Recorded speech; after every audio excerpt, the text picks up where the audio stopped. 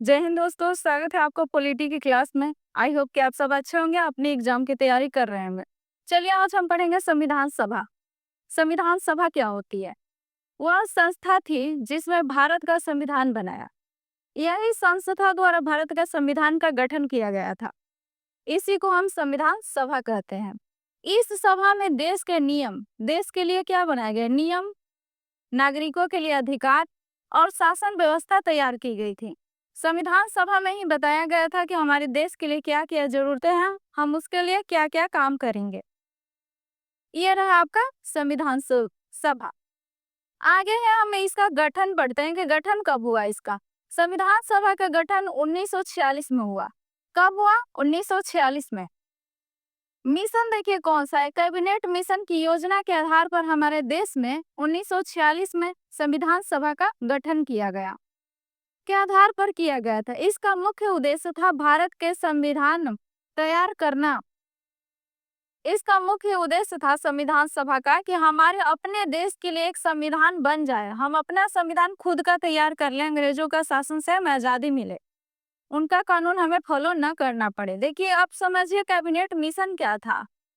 1946 में ब्रिटिश सरकार ने भारत में सत्ता हस्तांतरण की योजना बनाने के लिए 3 नेताओं का एक दल भेजा। ये नेताएं कहाँ से आए थे? 3 नेताओं का दल आया था ये ब्रिटेन से 1946 में।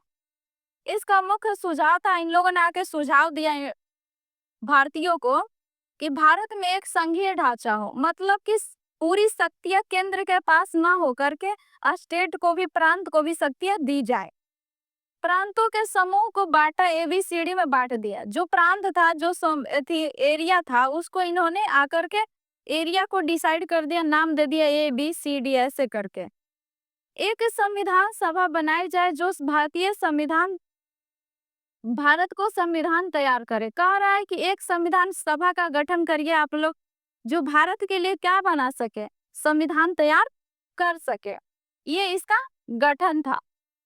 आगे है सदस्य। इसमें कितने सदस्य थे? संविधान सभा में देश के अलग अलग हिस्सों से लोग शामिल किए गए थे, जिन्हें सदस्य कहा जाता है। मतलब कि भारत में जितने प्रांत थे, सारे प्रांत से कुछ कुछ लोगों को वहां से लिया गया और उन लोगों को बोला गया कि आप एक सदस्य के रूप में काम करिए अपने संविधान को बनाने में। कौन है संविधान सभा का सदस्य? देखिए संविधान सभा में कुल कितने सदस्य थे? तो 389 थे। मतलब कि 389 सदस्य शुरू में थे, जब स्टार्टिंग 1946 में जब इस संविधान सभा का गठन हुआ। लेकिन ब्रिटिश भारत के प्रांतों से देखिए कितना सदस्य थे। तो ये ब्रिटेन का जितना प्रांत वाला एरिया था, ब्रिटिश भारत, मतलब जिस पर ब्रिटिश का कब्जा था भारत के एरिया पर, उसमें से 295 सदस्य थे। देशी रियासतें जो यहाँ के थे उसमें से 93 थे। और जो मुख्य आयुक्त क्षेत्र थे, जहां से मतलब प्रमुख कामें चलती, जैसे कोलकाता, दिल्ली, ऐसे क्षेत्र से 4 सदस्य चुन कर लाए गए। देखिए एरिया में किस किस प्रांत से चुने गए थे लोग। कुछ लोग बंगाल से थे, बिहार से, मद्रास, बॉम्बे, पंजाब, संयुक्त प्रांत मतलब उत्तर प्रदेश और असम, उड़ीसा, सिंध और मध्य प्रदेश, मध्य प्रांत, इन सारे क्षेत्रों से सदस्य को चुना गया था कि इन लोग संविधान सभा में काम करेंगे संविधान तैयार करने के लिए। बाद में कुछ सदस्य त्याग पत्र दे दिए, उनमें से कुछ लोगों का निधन हो गया या अन्य कारणों से सदस्य की संख्या घट करके बाद में कितनी रह गई? तो 299 रह गई थी। संविधान सभा में भारत के अलग अलग प्रांतों और रियासतों से कुल 289 सदस्य शामिल किए गए थे, जिन्होंने मिलकर भारत संविधान बनाया, जिसने भारत का संविधान बनाने में अपना पूरा योगदान दिया। आगे है सभा में कितने संविधान सभा में कुल कितनी समितियां बनाई गई? तो आप यहाँ ध्यान दीजिए कि कितनी समितियां थी। तो आपका 22 समितियां थी। कितने सदस्य समिति बनाई गई? तो इसमें 22 समितियां बनाई गई थी।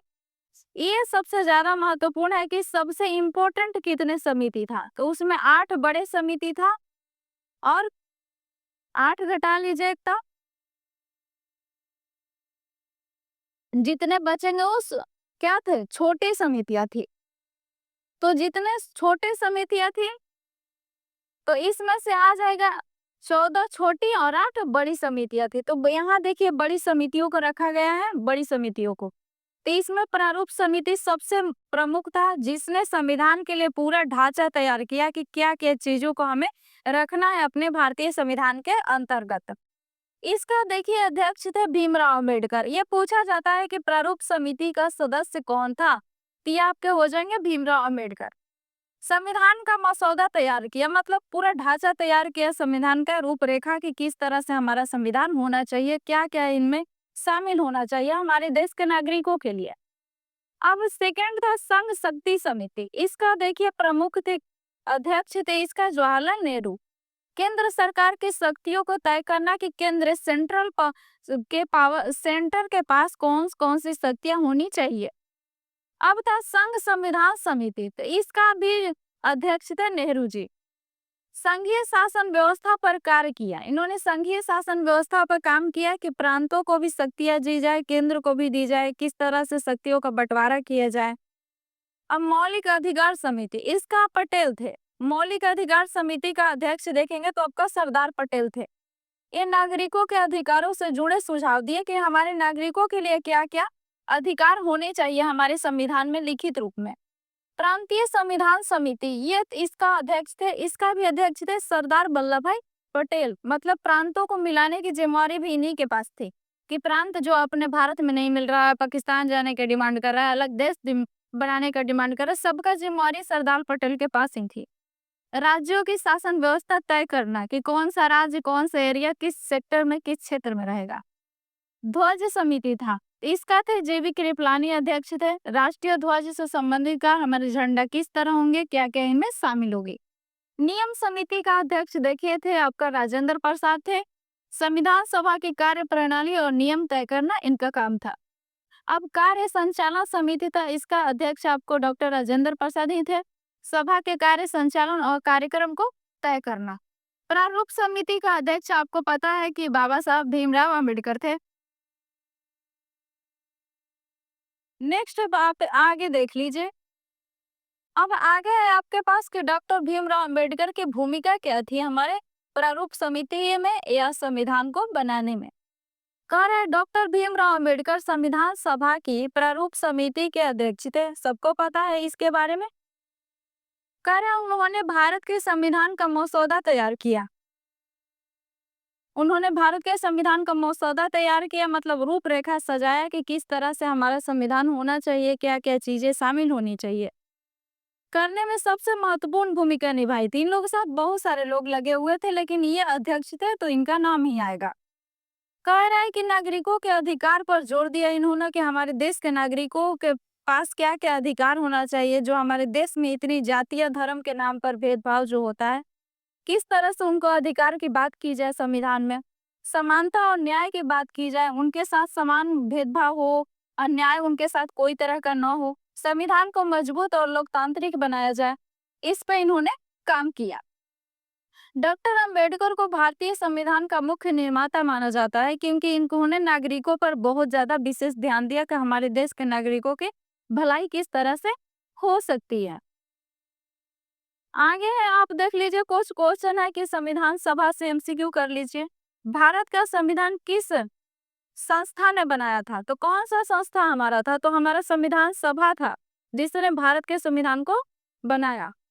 सेकंड है संविधान सभा का गठन कब हुआ, तो गठन हमारा हुआ था 1946 में। आगे है हमारा संविधान सभा का गठन किस योजना के आधार पर किया गया, तो ये योजना आपको याद रखना है, कैबिनेट मिशन है जो ब्रिटेन से बनकर आया था। इसमें 3 नेता थे जो हमारे देश के लिए संविधान सभा के बारे में बताया और संविधान को मतलब बनाने में सहयोग किया। संविधान सभा में कुल कितने सदस्य थे, शुरू में अगर पूछेगा तो आपका 389 होगा, लेकिन बाद में आपको पूछेगा अगर तो 299 आएंगे। इसी तरह से नेक्स्ट क्वेश्चन है हमारा प्रारूप समिति जो ड्राफ्ट कमेटी थी उसका अध्यक्ष कौन थे, तो ये आपका बाबा भीमराव अम्बेडकर साहब थे। भारतीय संविधान को कब अपनाया गया, तो आप अपनाने का जब बात करेगा तो आप ध्यान रखिएगा कि अपनाने का बात कर रहा है तो ये आपका होगा 26 नवंबर 1949 को हमने संविधान को अपनाया। लेकिन अगर लागू होने का बात कहेगा तो हम लेंगे 26 जनवरी 1950 रखेंगे। यहाँ देखिए हमारा 26 नवंबर 1949 को कानून बनकर तैयार हो गया था, इसलिए हम 26 नवंबर को कानून दिवस के रूप में भी मनाते हैं। भारतीय संविधान कब लागू हुआ? लागू आपको पूछेगा तो 26 जनवरी 1950 को हमारा संविधान लागू हो गया। संविधान सभा के अस्थाई अध्यक्ष कौन थे? तो अस्थाई अगर अध्यक्ष आपको पूछेगा तो इसका अस्थाई अध्यक्ष थे डॉक्टर राजेंद्र प्रसाद, और अगर अस्थाई पूछता तो सच्चिदानंद सिन्हा थे। Thank you so much watching this video. I hope कि वीडियो पसंद आया तो लाइक शेयर चैनल को सब्सक्राइब करना ना भूलिएगा। कमेंट बॉक्स में अगर कहीं भी दिक्कत हो तो कमेंट जरूर करिएगा।